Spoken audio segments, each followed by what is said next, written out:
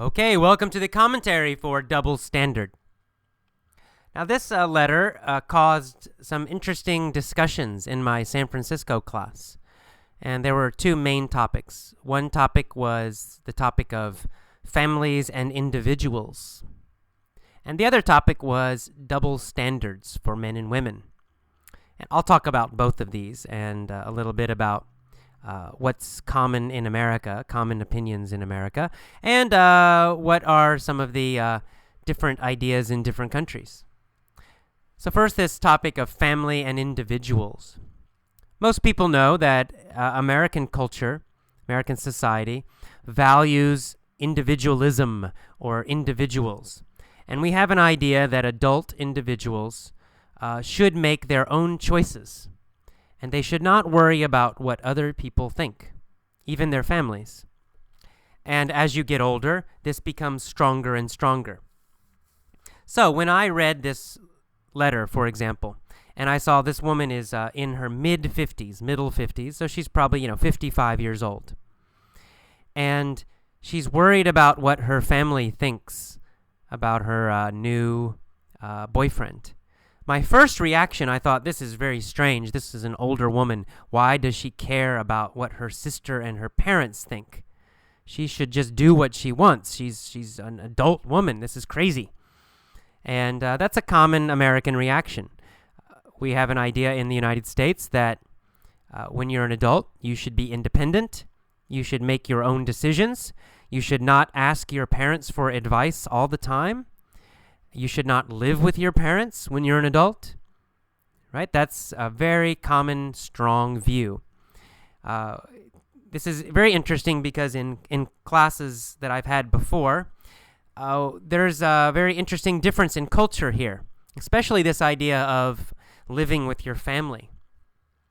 Some cultures, people continue to live with their families until they get married. So if they're 30 and they're not married, they still live with their parents.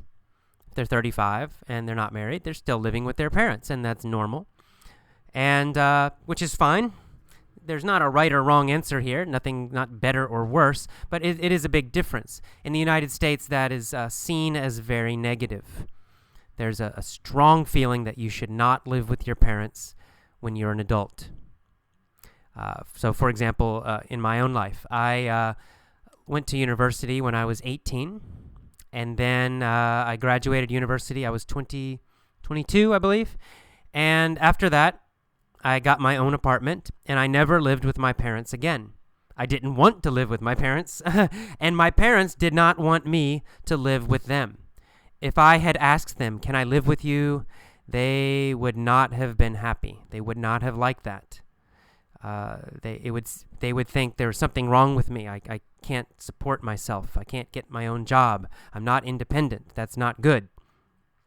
So, and for me, wouldn't like it because I don't want to live with my parents, and I'm an adult. I don't want them telling me what to do or anything like that. So it's on both sides. Both the children and the parents have this idea that when you're an adult, you leave home and you should be independent and should make your own decisions. But I've met students from other countries who say it's very normal to live with their families until they're married. And in some cultures, even after they get married, the couple will go and live with one of the families, the husband's family or the wife's family. And that's considered normal. So in these cultures, family and the family's opinion continues to be important even when they're adults. So maybe some of you listen to this article, you think, oh, this sounds normal.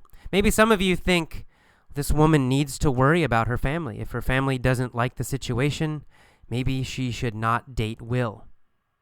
That might be a reaction that some people have. However, Abby's answer is probably the normal answer most Americans would give, which is stop worrying about your family's opinion. Don't be a people pleaser. Do what you want. All right. Next, the issue of double standards. This was the second topic we discussed in my San Francisco class. And the double standards refers to men and women and the fact that there are double standards for men and women when dating. If a man dates a lot of women, it's often no problem. People don't criticize him. In fact, sometimes they think, hey, he's a cool guy.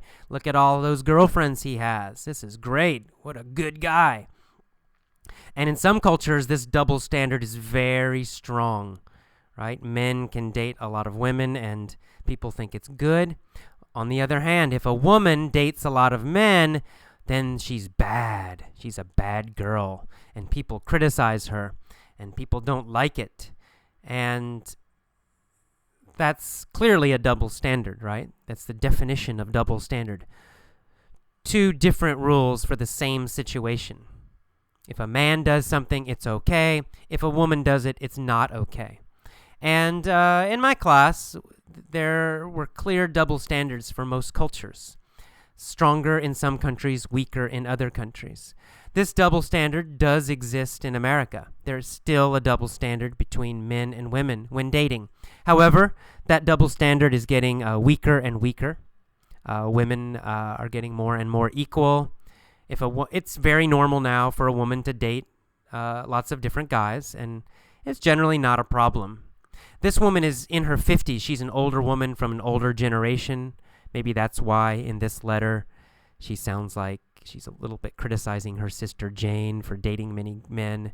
I think for younger Americans, it's no problem. It's just totally normal. So this double standard is not so strong in America, getting weaker all the time. In other countries, in my class, some of the Asian students, for example, mentioned that this is a very strong double standard in their countries, that the men are almost encouraged to date a lot of girls, and it's seen as very cool. But if a woman even has sex before she's married, something's wrong with her. She's a bad girl. Everybody criticizes her. And it's a strong double standard. I guess the good news is most of them did mention that it's improving in all the countries in my class that were represented. The students did say it's getting better. It maybe it's still bad, but the double standards are improving in most places in the world, and that's good. Well, okay, those are our topics. That's our commentary for this letter. Hope you enjoyed it. See ya for the next lesson. Bye-bye.